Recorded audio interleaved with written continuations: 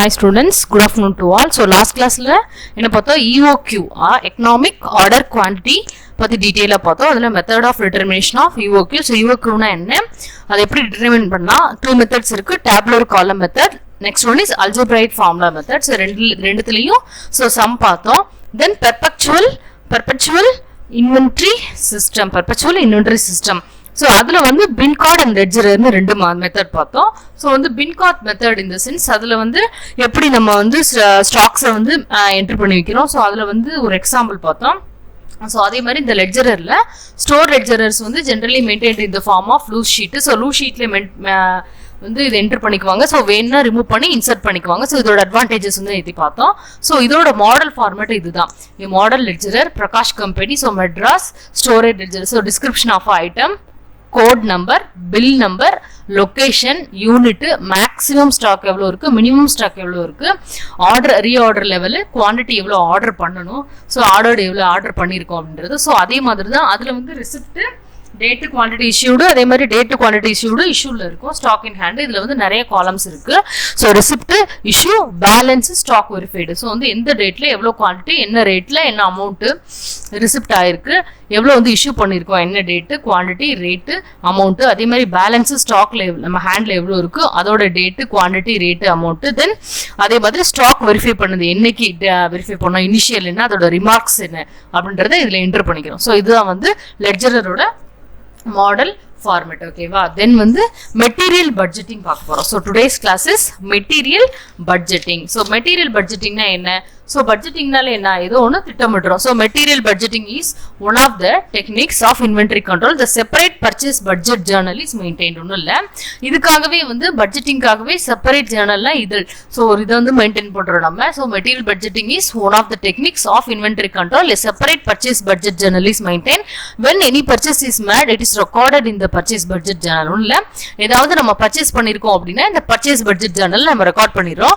So by referring the purchase budget journal one can find out whether he is buying too much or too little. அதாவது ஒன்றும் இல்லை, அதை வந்து நம்ம so by referring the purchase budget journal நம்ம வந்து enter பண்ணிடுவோமா. So ஏதாவது நம்ம பர்ச்சேஸ் பண்ணியிருந்தோம்னா என்டர் பண்ணிடுவோம். ஸோ அதில் வந்து நம்ம என்டர் பண்ணுறதுனால one can find out whether he is buying too much or little, அதாவது கம்மியாக பை பண்ணியிருக்காங்களா அந்த பர்டிகுலர் ப்ராடக்ட்டை, இல்லை அதிகமாக வாங்கியிருக்காங்களா அப்படின்றது நம்ம ஈஸியாக அந்த பட்ஜெட் ஜேர்னல் எடுத்து பார்க்கும்போது தெரிஞ்சிடும். ஏன்னா அதில் வந்து நம்ம வாங்குற ஐட்டம்ஸ் எல்லாம் ரெக்கார்ட் பண்ணி வச்சிருவோம். Then establishing and effective purchase. So establishing and effective purchase procedure. Effective purchase ப்ரொசீஜரை பற்றி என்னன்னு பார்க்க போகிறோம். தென் ஃபர்ஸ்ட் வந்து by means of effective purchase. So effective பர்ச்சேஸ்னா என்ன அப்படின்னா procedure and maintaining register inventory control can be properly. So வந்து பிஸ்னஸோட எஃபெக்ட் என்ன, ஸ்டாக்கை வந்து மெயின்டைன் பண்ணுறது இன்வென்ட்ரி கண்ட்ரோல். ஸோ அதே மாதிரி மெயினாக வந்து இந்த பர்ச்சேசிங் ப்ரொசீஜரில் என்ன, எஃபெக்டிவ் பர்ச்சேசிங்கில் என்னன்னா ப்ரொசீஜரில் கரெக்டாக வந்து ரிஜிஸ்டர் மெயின்டைன் பண்ணணும். எவ்வளோ இஷ்யூ ஆயிருக்கு, எவ்வளோ பர்ச்சேஸ் பண்ணியிருக்கோம், இன்வென்ட்ரி கண்ட்ரோல் வந்து ப்ராப்பராக மெயின்டைன் பண்ணுறது தான். So effective purchase procedure means various steps involved in purchasing of material. So purchase பண்ணுறதுக்கு மெட்டீரியல்ஸ் நிறைய ஸ்டெப்ஸ் இருக்கு. ஸோ என்னென்ன அப்படின்னா first step is effective purchase procedure is to find out the requirements of good needed. So வந்து எவ்வளோ goods வந்து நம்ம NEET பண்ணுறோம், ரெக்வயர் ஆகுது அப்படின்றது. ஸோ ஃபர்ஸ்ட் ஸ்டெப் என்ன அப்படின்னா இஃபெக்டிவ் பர்ச்சேஸில் நம்ம வந்து find out requirement of good needed, நமக்கு என்ன தேவை. ஸோ நம்ம இப்போ மளிகை ஜாமான் லிஸ்ட் போகிறோம், நம்ம மாசத்துக்கு 1 கிலோ தேவையா, 1/2 கிலோ தேவையா நம்ம இது பண்ணுவோம். அதே மாதிரி தான் எவ்வளோ தேவை அப்படின்றத ஃபர்ஸ்ட் வந்து ப்ரொசீஜர் இது கண்டுபிடிக்கிறோம். தென் the requirement is written in requisition form. So எது பர்ச்சேஸ் பண்ணாலும் பர்ச்சேசிங் ஃபார்ம் எடுத்துட்டு போய் பர்ச்சேசிங் டிபார்ட்மெண்ட்ல கொடுத்தா நம்ம வாங்குவோம். Then the requirement in written in requisition formல நம்ம அந்த ரெக்யர்மெண்ட்டை எழுதுறோம். The supplier is selected and order is placed. So வந்து சப்ளையர் வந்து செலக்ட் பண்ணி நம்ம யார்கிட்ட இருந்து நம்ம வாங்க போறோம்ன்றதை செலக்ட் பண்ணி அதுக்கப்புறம் ஆர்டர் வந்து பிளேஸ் பண்றோம். The goods received checked by thoroughly and payment is made. So வந்து குட்ஸ் வந்து வந்ததுக்கு அப்புறம் அதை கரெக்டா நம்ம போட்டதுதான் வந்திருக்கான்னு செக் பண்ணி அதுக்கப்புறம் பேமெண்ட்டை மேட் பண்ணிட்டு அதுக்கப்புறம் பர்ச்சேஸ் டிரான்சாக்ஷனை வந்து ரெக்கார்ட் பண்ணிடுறோம் ரெஜிஸ்டர்ல. The purchase transaction is recorded in a proper register la vechirrom.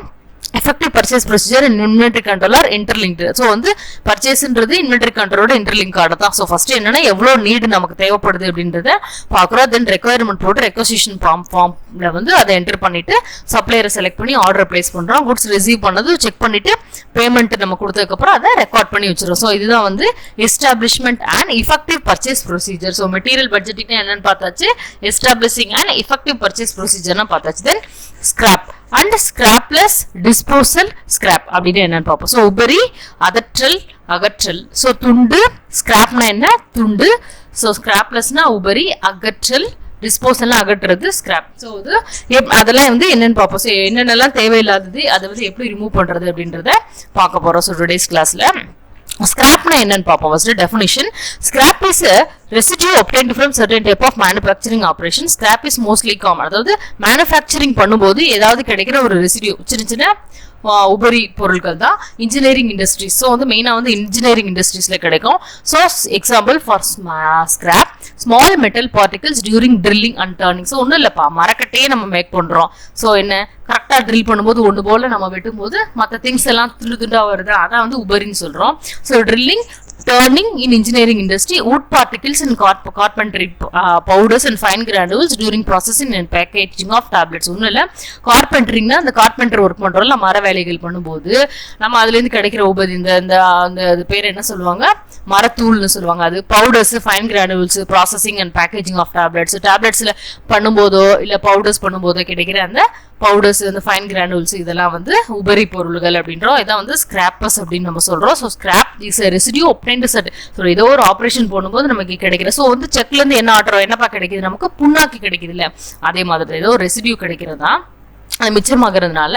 So small metal particles drill பண்ணும்போது கிடைக்கிற மெட்டல் பார்ட்டிகல்ஸ், டியூனிங் பண்ணும்போது கிடைக்கிறது, கார்பென்ட்ரி ஒர்க் பண்ணும்போது, ஸோ அதே மாதிரியே டேப்லெட்டிங் இதில் கிடைக்கும்போது கிடைக்கிற பவுடர்ஸ், கிரானுல்ஸ், இதெல்லாம் வந்து ஸ்கிராப்பஸ் அப்படின்றோம்.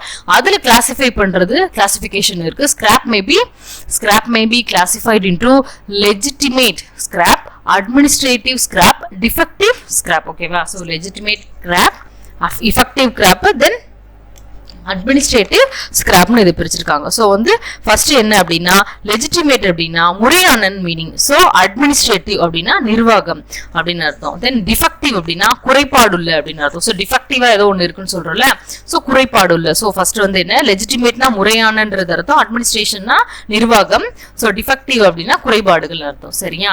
ஸோ இதுதான் வந்து கிளாசிஃபிகேஷன். ஸோ ஒன்னொன்னையும் பத்தி டீட்டெயிலாக பார்ப்போம். ஸோ லெஜிட்டிமேட் ஸ்கிராப் அப்படின்னா என்னன்னா, the scrap which can be anticipated in advance during certain manufacturing operations. ஒன்றும் இல்லை, எதிர்பார்ப்பு, ஆன்டிசிபேஷன் அப்படின்னா என்னன்னா எதிர்பார்ப்பு. ஸோ வந்து அட்வான்ஸ்டு, ஸோ முன்னாடியே வந்து லெஜிட்டிமேட் ஸ்கிராப்னா நம்ம அந்த மேனுஃபேக்சரிங் ஆப்ரேஷன் பண்ணும்போதே முன்னாடி தெரியும் நமக்கு இதுதான் வரும் அப்படின்றது. So for example scrap obtained in the form of powder and fine granules during tableting manufacturing process. So tablet manufacturing பண்றோம்னா ஃபர்ஸ்ட் என்ன, ஏபிஏ எக்ஸிபியன்ஸ் எல்லாம் போட்டு மிக்ஸ் பண்ணி கிரானுல்ஸ் ஃபார்ம் பண்ணிடுவோம்.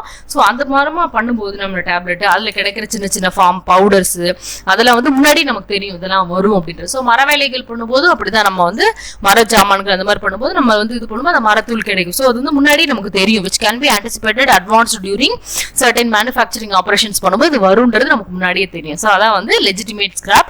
Administrative scrapனா என்னன்னா, the type of scrap is obtained when some type of material becomes, அதாவது absolute due to changes in design, அதாவது வழக்கேற்று போன அப்படின்னு அர்த்தம். ஸோ வழக்கற்று போன அப்படின்னா நம்ம டியூ டு சேஞ்சஸ், அதாவது டிசைன்ஸ் சேஞ்ச் பண்ணும்போது சம்டைம் மெட்டீரியல் பிகம்ஸ், அதாவது தேவையில்லாத ஒரு இது மாதிரி வழக்கற்று போன ஒரு சேஞ்சஸ் நடக்குது அப்படின்னா வழக்கமா இல்லாம நடக்கிறது வந்து அட்மினிஸ்ட்ரேட்டிவ் ஸ்கிராப் அப்படின்றோம்.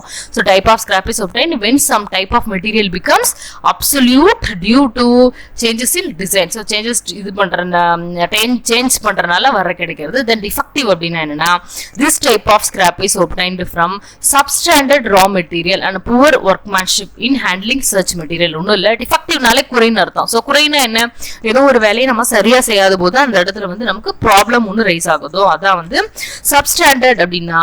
ஸோ தரக்குறைவான அப்படின்னு அர்த்தம், ஸ்டாண்டர்ட் இல்லாம. ஸோ ஒர்க்மேன்ஷிப்னா மோசமான வேலைத்திறன், புவர் ஒர்க்மேன்ஷிப்னா மோசமான வேலைத்திறன், அந்த மாதிரி ஹேண்ட்லிங் அவங்க வந்து சரியா ஹேண்டில் பண்ணாமையோ, ஸோ சரியா வந்து ப்ராசஸ் போடாமையோ கிடைக்கிற வந்து ஸ்கிராப்ஸ் வந்து அதனால வீணா போற பொருட்கள் வந்து இந்த டிஃபெக்டிவ் ஸ்கிராப் அப்படின்றோம். ஸோ லெஜிட்டிமேட் ஸ்கிராப்னா என்ன, முறையான ஸ்கிராப், நம்ம இதுதான் நம்ம பண்ணும்போது இது வந்து வர்றதுதான் அப்படின்றது நமக்கு தெரியும். ஸோ என்ன எடுத்தோம் அப்படின்னா என்னது, புண்ணாக்கி கிடைக்கதான் செய்யும். தென் அட்மினிஸ்ட்ரேட்டிவ் அதே மாதிரி வழக்கற்று போன நம்ம சேஞ்சஸ் நடக்கிறனால வருது. தென் வந்து கரெக்டா ப்ராசஸா பண்ணா ஒழுங்கா பண்ணாதெல்லாம் புவர் ஒர்க்மேன்ஷிப்னால வருது டிஃபெக்டிவ் ஸ்கிராப். ஸோ ஸ்கிராப்னா என்னன்னு பார்த்தாச்சு, அதோட கிளாசிஃபிகேஷன் பார்த்தாச்சு. Then control of scrap. So வந்து ஸ்கிராப்பை வந்து எப்படி கண்ட்ரோல் பண்ணலாம் அப்படின்னு பார்ப்போம்.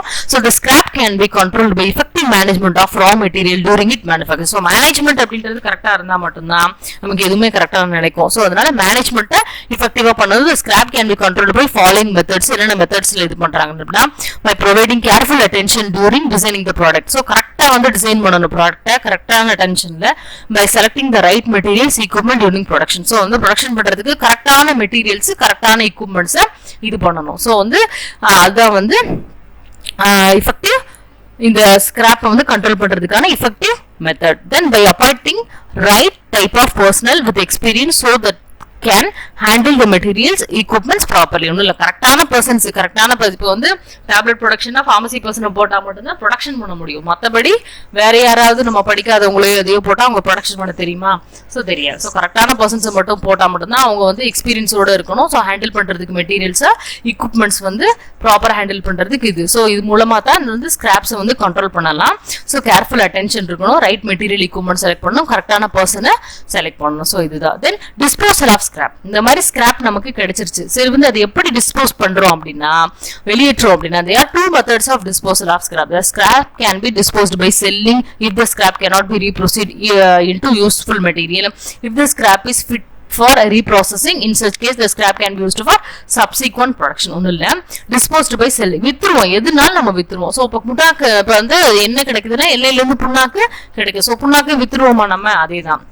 ஸோ வந்து ஸ்கிராப் வந்து டிஸ்போஸ்ட் போய் ஒன்று செல் பண்ணுவாங்க, cannot be reprocessed இன்னும் யூஸ்ஃபுல் மெட்டீரியலாக பண்ண முடியல அப்படின்னா அதை வந்து வித்துருவாங்க. இஃப் திஸ் யூஸ்ஃபுல் அதை வந்து ரீப்ராசஸ் ஏதாவது பண்ணலாம் அப்படின்னு வச்சுக்கிட்டோம் அப்படின்னா அதை சப்சீக்வெண்ட் ப்ரொடக்ஷன்னா ஃபர்தராக வேறு ஏதாவது ப்ரொடக்ஷனுக்கு வச்சுக்குவாங்க. சரியா? ஸோ இப்போ பேப்பர் நம்ம ஒரு இண்டஸ்ட்ரி வச்சிருக்கோம். ஸோ பழைய பேப்பர் இந்த மாதிரி பேப்பர் கட் பண்ணும்போதோ இது பண்ணும்போது வருது. ஸோ அதை ரீப்ராசஸ் பண்ணும்போது நம்ம யூஸ் பண்ணிக்கிறோம்ல. ஸோ அதே மாதிரி இல்லையா, அதை வேலை வேலைக்கு வித்துருவாங்க. அது வந்து வேற எதுக்காவது யூஸ் பண்ணோம் அப்படின்னா வித்துருவாங்க. ஸோ வந்து புண்ணாக்கு கிடைக்குன்னா புண்ணாக்கு வச்சு இப்போ எண்ணெய் செக்கு வச்சிருக்கோம்னா எண்ணெய் எடுக்கிறோம் நம்ம, புண்ணாக்கு கிடைக்குது. புண்ணாக்கை வச்சு மறுபடியும் ஃபர்தரா பண்றாந்தா ஃபிட்டா இருந்தது ரீப்ராசஸ் பண்றாந்தா நம்ம ஃபர்தர் ப்ரொடக்ஷனுக்கு வச்சுக்கலாம். ஸோ அதை வந்து பண்ண முடியாதுன்றனால நம்ம மாட்டுக்கு வித்துருவோமா? ஸோ தீவனத்துக்காக நம்ம அந்த இடத்துல கொடுத்துருவோம். ஸோ அதை வந்து ஒன்று செல் பண்ணுவாங்கன்னா ரீப்ராசஸ் பண்றாந்தா அதை சப்சீக்வெண்ட் ப்ரொடக்ஷனுக்கு வச்சுக்குவாங்க. ஸோ இதான் வந்து ஸ்கிராப்னா என்ன, அதோட கிளாசிஃபிகேஷன், கண்ட்ரோல், டிஸ்போசல் பார்த்து. தென் உபரி. இந்த ஸ்கார் பிளஸ்னா என்ன? The scar plus items, those items which are not required by item firm or organization. ஒன்றும் இல்லை, நான் அது வந்து which are not required, அதாவது ஆர்கனைசேஷனால தேவையில்லை. So for example scar plus ஐட்டம்னா spoiled raw material, rejected components, defective parts, so வந்து டிஃபெக்டான parts, absolute material, equipment, drug store, expiry date ஆனது, குட்ஸ் வந்தது. ஸோ ஸ்கார் பிளஸ் மெட்டீரியல் இதெல்லாம் வந்து ரெக்வயர்ட் ஆர்கனைசேஷனுக்கு வந்து தேவையே இல்லாதது. ஸோ அதை எப்படி டிஸ்போஸ் பண்றது அப்படின்னா டூ மெத்தட்ஸ் அதே மாதிரி தான். ஸோ அது டிஸ்பிட்டா அது selling cannot be reprocessed, useful மெட்டீரியலா பண்ண முடியாது, நமக்கு ரீப்ராசஸ் பண்ண முடியாது, வித்துடலாம். இல்லை அப்படின்னா அதே மாதிரி ரீப்ராசஸ் பண்ண முடியும்னா ஃபர்தர் சப்சிக்வெண்ட் ப்ரொடக்ஷனுக்கு வச்சுக்கலாம். ஸோ இதுதான். ஸோ இதோட இந்த டாபிக் ஓவர் ஆயிடுச்சு. ஸோ இன்னைக்கு கிளாஸ்ல என்னென்ன பார்த்துருக்கோம்? ஸோ லெட்ஜரோட ஃபார்ம், அதோட மாடல் ஃபார்மேட் பார்த்தாச்சு, material budgeting, establishing and effective purchase procedure பார்த்துருக்கோம், scrap, scrapless, disposal scrap. So அதில் வந்து கிளாசிஃபிகேஷன், கண்ட்ரோல், டிஸ்போசல் ஸ்கிராப், ஸ்கிராப்லெஸ்னா என்ன, அதை எப்படி டிஸ்போஸ் பண்ணுறதுன்னு பார்த்தாச்சு. இந்த இதில் உள்ள மாடல் கொஷின்ஸ் இதுதான்.